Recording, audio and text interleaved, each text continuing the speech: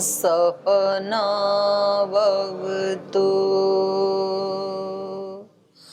सहनौ भुनक्तु सह वीर्यङ्करवावहै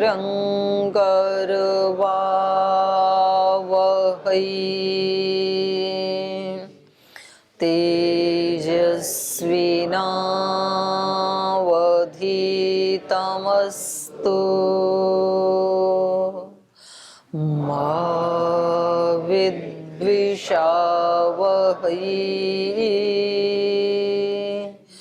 ॐ व्रतानां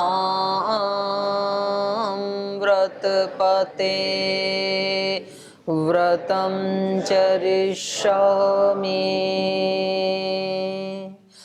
तच्छकेयं तन्मे राध्यताम्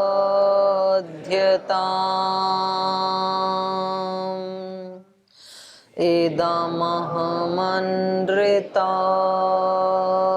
सत्यमुपैमि ॐ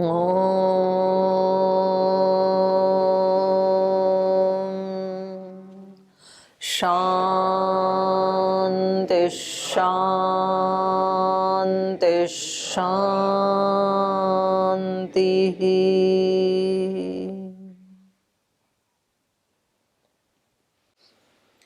वाल्मीकि रामायण के अयोध्या कांड का 76वां सर्ग हम पढ़ रहे हैं। भरत जी ने जब श्री राम को वापस अयोध्या आने के लिए प्रार्थना की तो श्री राम ने उनको एक धर्म का उपदेश देकर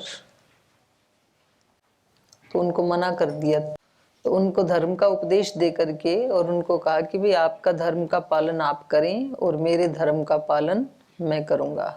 तो इसके ऊपर फिर धर्म को ही एक अस्त्र बना करके भरत जी ने पुनः प्रार्थना की। धर्म तो ये है कि आप बड़े पुत्र हैं और आप एक क्षत्रिय हैं तो आपको राजा होना चाहिए, और यदि कष्ट सहने को ही धर्म कहते हैं तो कष्ट तो वहां ज्यादा आएंगे अयोध्या में, तो वहां चल के आपको राज्य करना चाहिए। तो ऐसे उन्होंने धर्म पूर्वक पुनः प्रखरता से अपनी बात को रखा और ये बताया कि अब यदि आप नहीं चलेंगे तो हम सब भी आपके साथ वन में ही रहेंगे, हम भी वापस नहीं जाएंगे। तो ऐसे लग रहा था कि ये कहे जाने पर तो श्री राम वापस लौट ही चलेंगे, लेकिन श्री राम अपनी प्रतिज्ञा में पूर्णतः दृढ़ हैं और उन्होंने इस ऑफर को भी अस्वीकार कर दिया। तो इस बात से जो प्रजाजन हैं वो बहुत खुश भी होते हैं और दुखी भी होते हैं। दुखी इसलिए होते हैं कि अब श्री राम नहीं आने वाले हैं 14 वर्ष तक, और हर्षित इसलिए हैं कि वो अपनी प्रतिज्ञा में कितने दृढ़ हैं। तो एक गौरव और एक गर्व का भाव उनको आता है अपने राजा के प्रति, श्री राम के प्रति। और इसके बाद फिर श्री राम भरत जी को एक जो यथार्थ स्थिति है वो समझाने का प्रयास करते हैं, उससे अवगत कराने की कोशिश करते हैं कि मेरा वापस न जाना अयोध्या में, उसका एक कारण ये भी है कि ये तो पहले से ही जो माता कैकेयी हैं उनके पिता ने महाराजा दशरथ जी से ये वचन लिया हुआ था कि राज्य का अधिकारी कैकेयी का पुत्र ही होगा, कैकेयी नंदन ही होगा। तो कह रहे हैं कि ये उन्होंने पहली बात तो शादी के समय ही ये बात हो गई थी, और दूसरा देवासुर संग्राम में जब माता कैकेयी ने दशरथ जी की बहुत सहायता की थी तो उन्होंने प्रसन्न होकर के 2 वरदान दिए थे, और उन 2 वरदानों में उन्होंने एक में मेरा वनवास मांग लिया, दूसरे में आपका राज्याभिषेक मांग लिया। तो उस दृष्टि से भी ये न्यायोचित है कि आप राज्य करें और मुझे वन में रहना चाहिए। तो ये हमने पढ़ा था यहां तक। तव राज्यम नरव्याघ्र मम प्रव्राजनम तथा तौ च राजा तदा तस्ये नियुक्त प्रददौ वरौ। तो अपने वचन में प्रतिबद्ध नियुक्त राजा ने वो 2 वरदान माता को दिए थे। तो अब इस पीछे के पाठ से कुछ पूछना है किसी का? कोई प्रश्न है? छुट्टी वाले दिन से आगे कोई प्रश्न नहीं होता है। संक्रांति में प्रश्नों की विक्रांति। चलिए आगे पढ़ें। तो आगे बता रहे हैं, श्री राम इसी बात को और आगे बढ़ा रहे हैं। तेन पिता अहम्यप्यत्र नियुक्त पुरुषर्षभ 14 वनेवासं वर्षाणि वरदानिकं सोहं वनमिदं प्राप्तो निर्जनं लक्ष्मणान्वितः सीतया च प्रतिद्वन्द्वः सत्यवादे स्थितः पितुः भवानपि तथेत्येव पितरं सत्यवादिनं कर्तुम् अर्हति राजेन्द्र क्षिप्रमेवाभिषेचनात् ऋणान्मोचय राजानं मत्कृते भरतः प्रभुं पितरं चापि धर्मज्ञं मातरं चाभिनन्दय पुन्नाम्नो नरकाद्यस्मात् पितरं त्रायते सुतः तस्मात् पुत्र इति प्रोक्तः पितॄन् यः पाति अयोध्यायां गच्छ भरत प्रकृतिरनुरञ्जयः शत्रुघ्न सहितो वीरः सह सर्वैर्द्विजातिभिः प्रवेक्षे दण्डकारण्यम् अहम् अप्यविलम्बयन् आभ्यां तु सहितो राजन् वैदेह्या लक्ष्मणेन च त्वं राजा भरत भव स्वयं नराणां वन्यानाम्। इसका दूसरा छंद है ना, बोलो इसका छंद बोलो। त्वं राजा भरत भव स्वयं नराणां वन्यानामहमपि राजन्यमृगाणां गच्छ त्वं पुरवरमद्य सम्प्रहृष्ट संहृष्ट तु अहमपि दण्डकान्।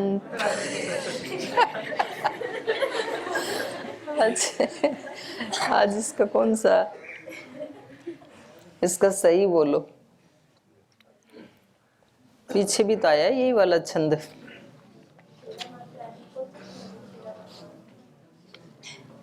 योगेश जी कहाँ है? योगेश जी इसका सही बोलो। आप बोलते हो ना इस छंद में। चलो पीछे से देखो अभी, है ना, बाद में करेंगे इसको। तेना पित्रा अहम अपि अत्र नियुक्तः पुरुषर्षभः। तो श्री राम बता रहे हैं, तेन इस कारण से, इस हेतु से, इस कारण से। इधर आ जाओ, अब छंद से इधर आ जाओ ना। अहम अपि अत्र नियुक्तः, भरत जी को कह रहे हैं, हे पुरुषर्षभ, हे नरश्रेष्ठ, 14 वनेवासम वर्षाणि वरदानिकम। तो मेरे लिए तो ये वरदान के समान है, पिता का आदेश।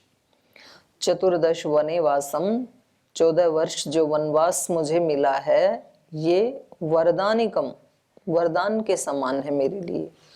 तेन अहम अपि अत्र नियुक्तः, तो उस वरदान के कारण ही मैं यहाँ नियुक्त हूँ, और उस वरदान के कारण ही, उसके हेतु से ही आपको भी अयोध्या जाना चाहिए, क्योंकि माता पिता की आज्ञा हमेशा वरदान के समान ही होती है। माता पिता और गुरुजनों की आज्ञा उस समय तात्कालिक रूप से चाहे वो अच्छी लगे या बुरी लगे, लेकिन वास्तव में वो अपने शिष्यों के लिए, अपने संतानों के लिए वरदान से कम नहीं होती है। सोहम वनम इदम प्राप्तो निर्जनम लक्ष्मणान्वितः सीतया च अप्रतिद्वंद्व सत्यवादे स्थितः पितुः। तो ये बहुत अच्छा श्लोक है, इसको निशान लगा लीजिए। सो अहम इदम वनम प्राप्तः निर्जनम, इस निर्जन वन को मैं प्राप्त करके पिता के वरदान के स्वरूप, लक्ष्मणान्वितः, लक्ष्मण सहित, और सीतया च, और सीता सहित, सीता और लक्ष्मण सहित पिता के वचन का पालन करते हुए, पिता के वचन को वरदान मानते हुए जो मैं इस वन में आया हूं, इसमें अप्रतिद्वंद्व, ये बहुत अच्छा शब्द है। कोई द्वंद्व नहीं है मेरे मन में। जैसे अपना ये ब्रह्मचारी बोलते रहते हैं ना हमेशा, क्या नाम है, अभिषेक जी बोलते रहते हैं, बोलते चले तो गई, तो लगा देते हैं हमेशा। तो आपके मन में तो ऐसे है कि चले तो गए, अब पता नहीं उनको कैसा लग रहा है। तो ये श्री राम के मुख से ही स्पष्ट कर दिया आपको। जाकर के कैसे हैं वो, निर्द्वंद्व, कोई द्वंद्व नहीं है कि वहां रहते तो अच्छा था या यहाँ भेज दिया तो अच्छा है, बिल्कुल कोई द्वंद्व नहीं है। तो ये एक बहुत बड़ी चीज है कि किसी भी परिस्थिति में व्यक्ति निर्द्वंद्व रह सके, नहीं तो द्वंद्व आता है। अब एक इच्छा होती है कि छुट्टी लेके घर वाले बुला रहे हैं, घर जाएं, फिर मन में द्वंद्व आता है, घर जाएंगे तो यहाँ अच्छा नहीं माना जाएगा, खुद को भी घर जाके अच्छा नहीं लगता है। एक बार जब आदत पड़ जाती है ना, तो वो एक अलग जीवन होता है, ये एक अलग जीवन होता है, बिल्कुल ही एनवायरमेंट में आकाश पाताल का अंतर होता है। तो जिसको यहाँ रस आने लग गया, उसको घर वाले में बिल्कुल मन नहीं लगेगा, लगता है कि कहाँ पर आए लोगों के बीच में आ गई, भागो यहाँ से, एक दिन भी चला जाए ना तो। क्योंकि वो जब भी बैठेंगे उनकी बातचीत अलग, तो उनका एक अलग ही चिंतन चल रहा होता है, उनके लक्ष्य अलग, उनका चिंतन अलग। वो वहीं अपने परिवार के लोगों के बारे में ही बात करेंगे, अपने सुख दुख के बारे में बात करेंगे, खाने पीने के बारे में बात करेंगे, पहनने ओढ़ने के बारे में बात करेंगे। वो वही चिंतन होता है वहां पर, एक अलग इन्वायरमेंट है बिल्कुल ही। तो फिर व्यक्ति को द्वंद्व लगता है कि मैंने आके गलती तो नहीं की यहाँ, और यहाँ भी द्वंद्व लगता है कि माता पिता बुला रहे हैं, मैं नहीं जा रहा, कहीं कुछ त्रुटि तो नहीं कर रहा हूं। तो दोनों जगह द्वंद्व। और श्री राम की विशेषता क्या है, जहां भी रहे वहां निर्द्वंद्व, ये बड़ी बात है। तो ये तब हो सकता है कि जब व्यक्ति अपने आप में ही पूर्ण होता है, तो फिर वो निर्द्वंद्व हो जाता है। जब उसको बाहर से कोई चीज पूरा करने के लिए आवश्यकता नहीं है कि उसको ये इन्वायरमेंट पूरा करेगा या वो करेगा, वन उसको पूर्ण करेगा या राजधानी पूर्ण करेगी, ऐसा कुछ नहीं है। वो जहां भी है अपने आप में पूर्ण है श्री राम। तो ऐसा व्यक्ति जहां भी रहेगा। अब श्रद्धेय स्वामी जी महाराज को चाहे तो बाहर के कार्यक्रमों में, संगठन के कार्यक्रमों में जाना हो, चाहे तो हरिद्वार में ही रह करके रोगियों की सेवा कर रहे हैं, चाहे तो कोई पुस्तक लिख रहे हैं, कहीं भी रहें, कैसे रहते हैं, निर्द्वंद्व, कोई द्वंद्व नहीं है। एक ही अभिप्सा है, एक ही प्रतिज्ञा है, एक ही संकल्प है कि सुबह से शाम तक भगवान के आदेश का पालन करना है, भगवान की सेवा करनी है। अब भगवान वो सेवा किसी भी माध्यम से करवाएं, कहीं भी जुटा दें हमें। और ऐसे कुछ सात्विक प्रवृत्ति के भाई बहन भी हैं, तो उनको किसी सेवा में लगा दो, वो तुरंत स्वीकार कर लेते हैं। और कुछ का मन अभी थोड़ा सा, मतलब वो एक आग्रह बना लेता है, बोल जी अभी तो आपने इस काम में लगाया था, अभी इसको छुड़ा के इसमें लगा दिया, तो आप एक बार सुनिश्चित रूप से बता दो कि करना क्या है। जैसे अर्जुन का मन जब तक डावाडोल हो रहा था, तो तब तक अर्जुन बोल रहे थे कृष्ण को, यत् श्रेयस्यात् निश्चितम ब्रूहि तत्मे शिष्यस्ते हम शाधि माम त्वाम प्रपन्ना। जो मेरे लिए श्रेयस्कर है वो निश्चित रूप से एक बार बता दो। कभी ज्ञान योग की बात करते हो, कभी कर्म योग की बात करते हो, कभी भक्ति योग की बात करते हो, कभी साधना की बात करते हो, कभी युद्ध की बात करते हो। तो एक बार बताओ ना, करना क्या है। युद्ध करना है तो साधना का कोई मतलब नहीं है, फिर वहां पर युद्ध का और साधना का क्या कॉम्बिनेशन। साधना वाला अंतर्मुखी हो जाता है, तो वो तो कहाँ युद्ध करेगा।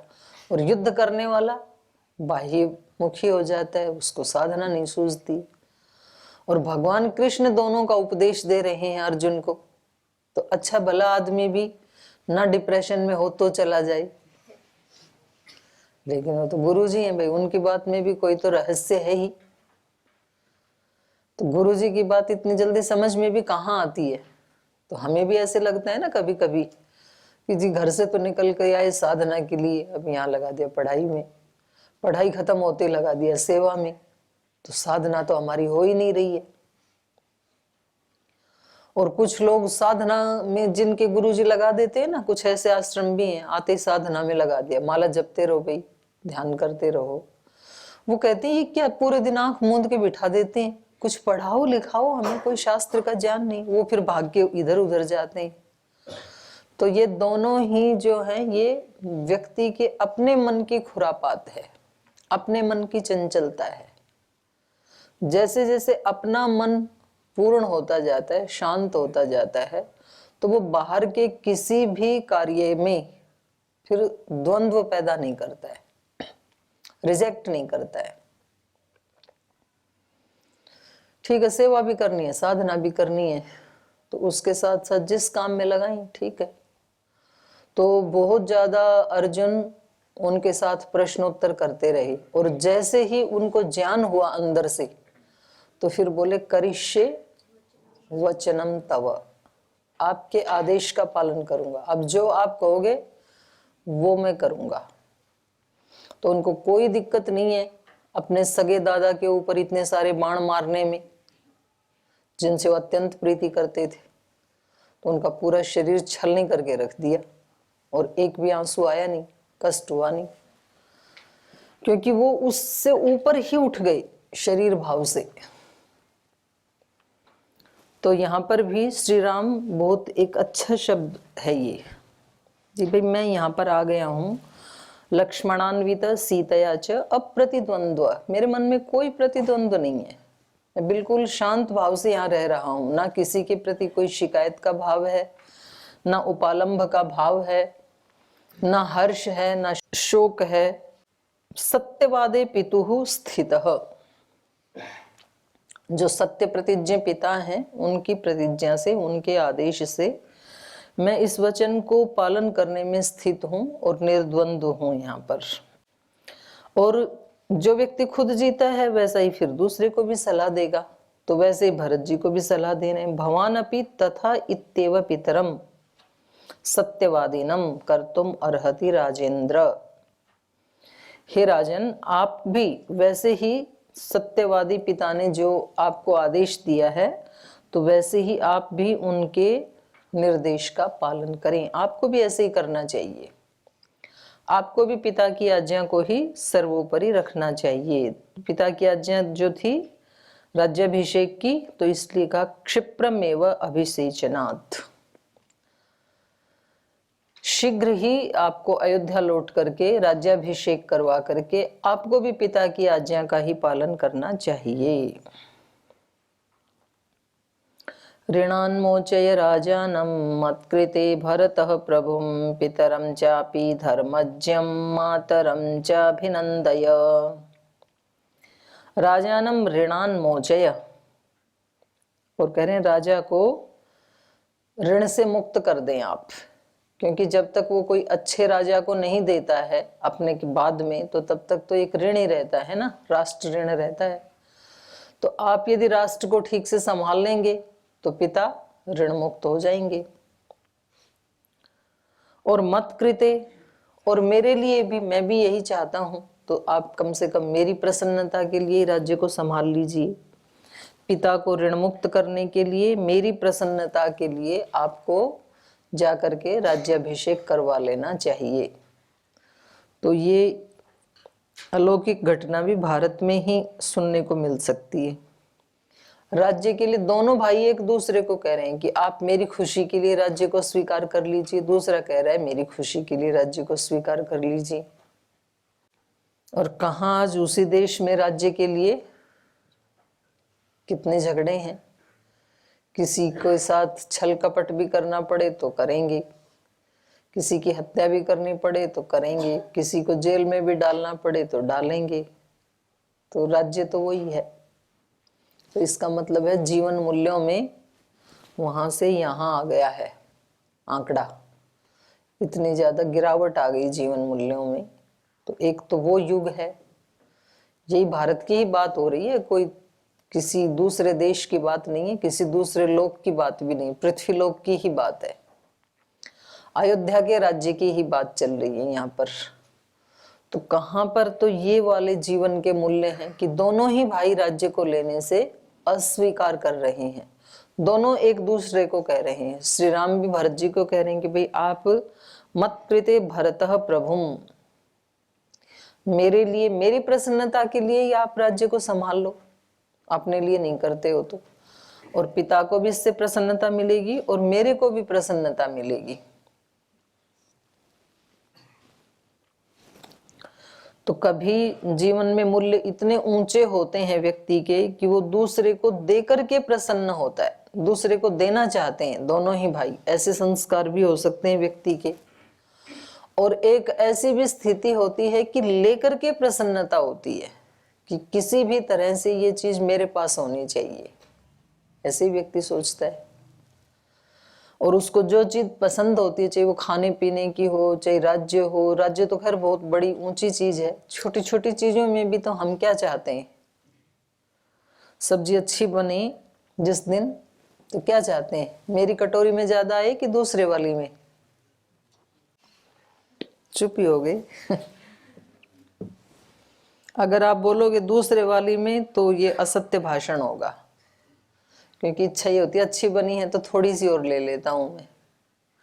और यदि आपको ये रामायण का पाठ याद आकर के छोड़ दोगे कि चलो दूसरे को थोड़ा ज्यादा दे देते हैं बहुत अच्छी, तो भी मन मन में तो बना ही रहेगा कि पाठ में सुना था तो इसलिए चलो थोड़ा इसको दे देता हूं, पर अंदर से तो मन कहेगा कि नहीं अच्छी है, थोड़ी सी तो और ले लेता एक चम्मच तो वो हमारी असली स्थिति होती है। तो यही कह रहे हैं ये कि आप ऋणान मोचे राजानम मत कृते भरतः प्रभुम पितरम चापि धर्मज्ञम मातरम चाभि अभिनंदय। धर्मज्ञ पिता को भी इससे प्रसन्नता होगी और माता भी प्रसन्न हो जाएंगी, क्योंकि आखिर वो भी तो कई भी तो एक माँ है और उन्होंने जो कुछ भी किया है वो पुत्र प्रेम से प्रेरित होकर के किया है। तो यदि वो अपनी आंखों के सामने आपका राज्य अभिषेक देख लेंगी तो कम से कम उनकी भी आत्मा तृप्त हो जाएगी। उन्होंने जो किया, जिसके लिए ये सब कुछ किया और वो हुआ ही नहीं, तो उनके दिल पे भी क्या बीत रही होगी। कई के हृदय की यदि कोई कल्पना करे कि उसके दिल दिमाग में क्या चल रहा होगा तो बहुत ज्यादा पीड़ित होंगी ना। इतना तो लोक अपवाद स्वीकार किया, पति की मृत्यु हो गई, परिवार का इतना उन्होंने तिरस्कार सहन किया, आक्रोश सहन किया, और उसके बाद भी पुत्र है कि वो राजगद्दी लेने कोई तैयार नहीं है। तो किया किसके लिए सब। तो इधर से पुत्र भी गया और इधर से संबंधी भी गए। पुत्र तो कहता है कि मैं माई नहीं कहूंगा आपको, तो अब उसके दिल पे क्या बीत रही होगी कि ये मैंने क्या कर डाला। तो वो मैं लाऊंगी कल, हिंदी का जो है ना वो बड़ा सुंदर लिखा है उन्होंने, मैथिली शरण गुप्त जी ने। तो ये कह रहे हैं मातरम च अभिनंदय, माता को भी प्रसन्न करो भाई, आप चले जाओ। पुम्नाम्नो नरकाद्यस्मात् पितरम त्रायते सुतः तस्मात् पुत्र इति प्रोक्तः पितॄन् यः पाति सर्वतः। पुन्नाम्नः नरकात्, पुत नाम का एक नरक पुराणों में आता है। तो पुत नामना नरकात यस्मात् पितरम त्रायते सुतः, क्योंकि पुत्र को पुत्र क्यों कहते हैं, क्योंकि वो पुत्र नाम के नरक से पिता को पार कराता है। तस्मात् पुत्र इति प्रोक्तः, इसलिए पुत्र को पुत्र कहा जाता है। पुन्नामना नरकात् त्रायते इति पुत्रः, पुत्र नाम के नरक से पार उतारता है पिता को, इसलिए वो पुत्र है। पितॄन यह पाति सर्वतः, जो अपने माता पिता को सर्वतः पाति, पारक्षणे, जो सब तरफ से अपने माता पिता की रक्षा करता है वही पुत्र कहलाता है। तो आप कहोगे जी हम तो यहाँ गए, हमने तो रक्षा की नहीं हमारी माता पिता की, तो हम पुत्र होंगे कि नहीं? और पुत्र और पुत्री दोनों बराबर ही होते हैं। पुत्र शब्द जहां जहां आता है शास्त्र में, उससे दोनों का ग्रहण हो जाता है। तो ऐसा नहीं है कि आप वहां रह करके ही रक्षा कर सकते हैं सर्वतः, आप यहां रहते हुए भी सर्वतः रक्षा कर सकते हैं। यहां आपका जो धर्म है, यदि आप 100% उसको जीते हैं तो आप अपने दूसरे भाई बहनों से भी ज्यादा रक्षा करते हैं अपने माता पिता की। क्योंकि रक्षा वो कर पाएगा जिसके जीवन में उसकी चेतना का ऊर्ध्व आरोहण होगा, वो रक्षा कर पाएगा। वो आरोहण चाहे तो वो घर में रह के कर ले, चाहे तो वो बाहर गुरुकुल आदि में, आश्रम आदि में रह करके कर ले, पर जिसकी चेतना का ऊर्ध्व आरोहण नहीं होगा वो किसी की रक्षा तो क्या करेगा, अपनी रक्षा भी नहीं कर पाएगा। तो जो अपनी रक्षा कर सकता है वो दूसरे की भी कर सकता है, और जो अपनी रक्षा नहीं कर सकता तो दूसरे की भी नहीं कर सकता। तो इसलिए इन्होंने पहले भरत जी को किसका उपदेश दिया? आत्मरक्षा का, आत्म ऊर्ध्व आरोहण का। पिछले ही आया था ना, पिछले से पिछले सर्ग में, कि तुम ज्यादा समाज के बारे में, राज्य के बारे में, राजा के बारे में मत सोचो, अपने बारे में सोचो, ऐसे बोला ना। आप फ्लाइट आदि में कभी यात्रा करो तो वो जो बहन जी बताती हैं, बोले पहले कोई इमरजेंसी आए तो मास्क अपने मुंह पे लगाना, बाद में पड़ोसी की सहायता करना। ऐसा ना हो कि पड़ोसी की सहायता में लग जाओ और खुद ही चपेट में आ जाओ। तो पहले खुद की रक्षा करनी होती है और फिर अपने साथ वाले की रक्षा करनी होती है, ऐसे होता है। तो इन्होंने पहले भरत जी को आत्म कल्याण की बात कही, आत्म कल्याण का उपदेश दिया, और अब यहां पर किसका उपदेश दे रहे हैं? अब दूसरे के। पितॄन यह सर्वतः पाति, अपने माता पिता को, पितरजनों को जो सब तरफ से रक्षा करता है वो पुत्र है। यदि रक्षा नहीं करता है तो पुत्र नहीं है। तो ये तो देखो इसी जन्म में ही ना परिस्थितियां चेंज हो जाती हैं। एक तो बचपन में माता पिता हमारी रक्षा करते हैं सब तरफ से, नहीं तो छोटे बच्चे की आप कल्पना करो कितना असहाय है।